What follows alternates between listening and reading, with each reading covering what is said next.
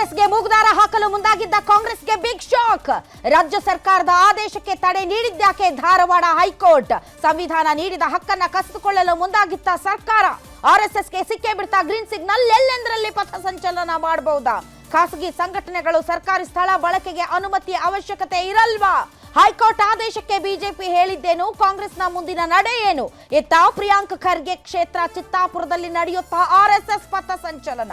ಇವತ್ತಿನ ಶಾಂತಿ ಸಭೆಯಲ್ಲಿ ಬರೀ ಅಶಾಂತಿ, ಗದ್ದಲ, ಗಲಾಟೆ, ಮೂಡದ ಒಮ್ಮತ. ಆರ್ಎಸ್ಎಸ್, ಭೀಮಾರ್ಮಿ, ದಲಿತ ಸಂಘಟನೆಗಳ ನಡುವೆ ಜಟಾಪಟಿ. ಸಂವಿಧಾನ ಪೀಠಿಕೆ ರಾಷ್ಟ್ರಧ್ವಜ ಹಿಡಿದು ಪಥಸಂಚಲನ ಮಾಡಿದ್ರೆ ತಪ್ಪೇನು? ಲಾಠಿ ಬಿಡಲ್ಲ ಅಂತ ಆರ್ಎಸ್ಎಸ್ ಪಟ್ಟು. ಸಂಘದ ನಿರ್ಧಾರಕ್ಕೆ ದಲಿತ ಸಂಘಟನೆ ಸಿಟ್ಟು. ಅಕ್ಟೋಬರ್ 30ಕ್ಕೆ ಏನಾಗಲಿದೆ ಚಿತ್ತಾಪುರದ ಪಥಸಂಚಲನದ ಭವಿಷ್ಯ? ಆರ್ಎಸ್ಎಸ್ ವರ್ಸಸ್ ಸರ್ಕಾರ, ಕಾನೂನು ಹೋರಾಟದಲ್ಲಿ ಗೆಲ್ಲೋರು ಯಾರು?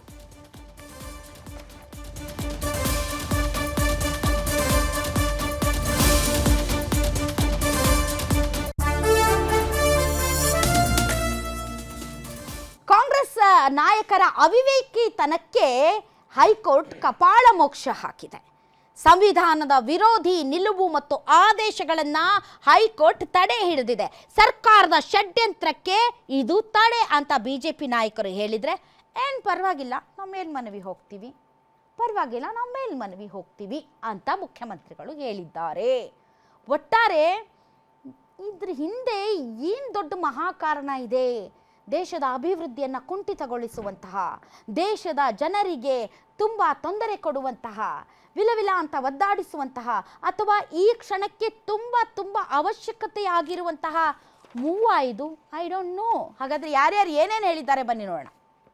ತುಂಬಾ ದಪ್ಪ ಇದ್ದೀರಾ, ಅದರಲ್ಲೂ ಯಾವುದೇ ಸೈಡ್ ಎಫೆಕ್ಟ್ ಇಂದ ಸಣ್ಣ ಆಗ್ಬೇಕಾ?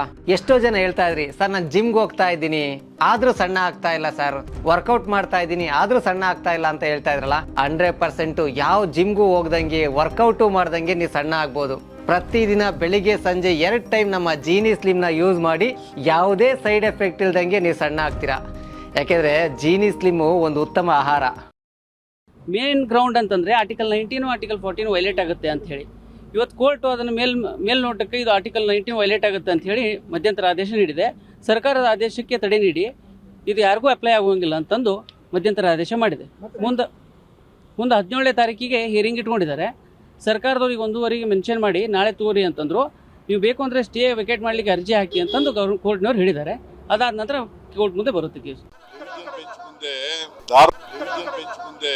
ಧಾರವಾಡದಲ್ಲಿ ಸ್ಟೇ ಕೊಟ್ಟಿದ್ದಾರೆ. ಅದು ಅದ್ರ ಮೇಲೆ ಅಪೀಲ್ ಆಗ್ತೇವೆ. ಅದಕ್ಕೆ ಅದ್ರ ವಿರುದ್ಧ ಜಡ್ಜ್ಮೆಂಟ್ ವಿರುದ್ಧ ಆರ್ಡರ್ಸ್ ವಿರುದ್ಧ ಅಪೀಲ್ ಆಗ್ತೇವೆ. ಸ್ಟೇ ಆರ್ಡರ್ಸ್ ಕೊಟ್ಟಿದಾರಲ್ಲ ಅದ್ರ ವಿರುದ್ಧ ಅಪೀಲ್ ಆಗ್ತೀವಿ.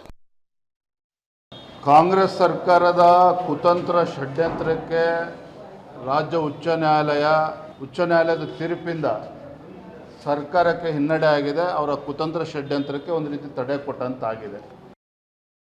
ಸಂವಿಧಾನದತ್ತವಾಗಿರ್ತಕ್ಕಂಥ ಹಕ್ಕುಗಳನ್ನು ರಕ್ಷಿಸುವ ಜವಾಬ್ದಾರಿ ನ್ಯಾಯಾಂಗಕ್ಕಿದೆ. ಬಹುಶಃ ಮಧ್ಯಂತರ ತೀರ್ಪು ಆ ರೀತಿ ಒಂದು ಹಕ್ಕನ್ನು ರಕ್ಷಿಸುವ ರಾಷ್ಟ್ರಭಕ್ತಿಯನ್ನೇ ಆಧಾರವಾಗಿ ಇಟ್ಕೊಂಡಿರ್ತಕ್ಕಂಥ ನಿಗೂಢವೂ ಅಲ್ಲದ ಈ ಕೆಲವು ಸಂಘಟನೆಗಳು ನಿಗೂಢವಾಗಿರ್ತವೆ, ಏನು ಮಾಡ್ತವೆ ಅಂತಲೇ ಗೊತ್ತಾಗಲ್ಲ. ಆದರೆ ರಾಷ್ಟ್ರೀಯ ಸ್ವಯಂ ಸೇವಕ ಸಂಘ ನಿಗೂಢನ ಅಂದ್ರೆ ಅಲ್ಲ, ಅದು ಶಾಖೆ ಶಾಲಾ ಆಟದ ಮೈದಾನದಲ್ಲೇ ಶಾಖೆ ನಡೆಯುತ್ತೆ.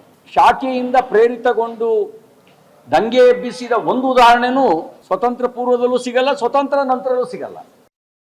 ಕಾಂಗ್ರೆಸ್ ನಾಯಕರ ಅವಿವೇಕತನಕ್ಕೆ ಇವತ್ತು ನ್ಯಾಯಪೀಠ ಕಪಾಳವನ್ನು ಮೋಕ್ಷ ಮಾಡೋದ್ರ ಮೂಲಕ ಉತ್ತರ ಕೊಟ್ಟಿದೆ. ನಾವು ಮೊದಲೇ ಹೇಳಿದ್ವಿ, ಇದು ನ್ಯಾಯಾಲಯದಲ್ಲಿ ನಿಲ್ಲುವಂತದ್ದಲ್ಲ, ನಿಮ್ಮದು ದುಂಡಾವರ್ತಿ ಇದೆ, ಹಗೆತನದ ರಾಜಕಾರಣವನ್ನ ಮಾಡ್ಲಿಕ್ಕೆ ನೀವು ಹೊರಟಿದ್ದೀರಿ, ಇದರಿಂದ ನೀವು ಸಕ್ಸಸ್ ಆಗೋದಿಲ್ಲ ಅನ್ನೋ ಮಾತನ್ನ ನಾವು ಅವತ್ತೇ ಹೇಳಿದ್ವಿ. ಇವತ್ತು ಕೋರ್ಟಿನ ಆದೇಶ ಅದೇ ಬಂದಿದೆ.